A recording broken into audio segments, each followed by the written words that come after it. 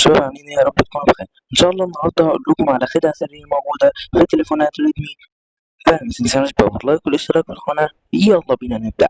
اول حاجه هتخش على الاعدادات، بعدين هتنزل تحت عند لوك سكرين، بعدين هتنزل تحت عند لوك ستايل. هتفتح معاك الصفحه دي. اول واحده اللي هي لوك ستايل بتحدد الخلفيه بتاعت التليفون، يعني الموبايل يفتح ويقفل، اللي يظهر انهي شاشه تظهر. always on display دي لما تيجي تصفي التليفون بتظهر. دي شرح فيديو هسيب لكم اللينك بتاعها في اول كومنت.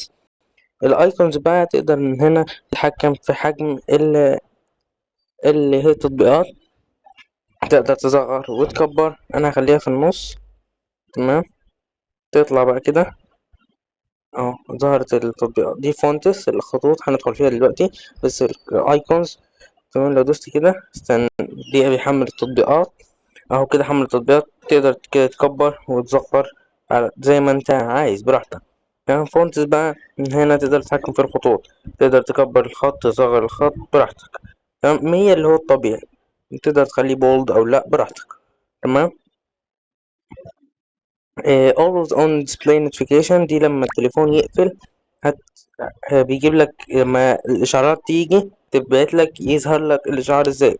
الحواف تنور لما التليفون يبقى مفصول وفي إشعار يتبعت لك كده بتنور.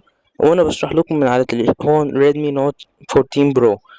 لو معاك أي تليفون تاني ابعتلي وأنا هقولك على الطريقة.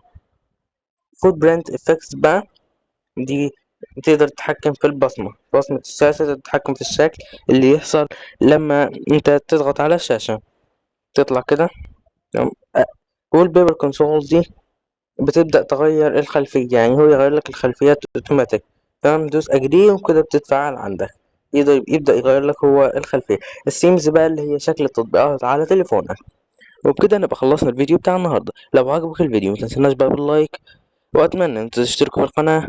كان معكم إياد، والسلام عليكم ورحمة الله وبركاته.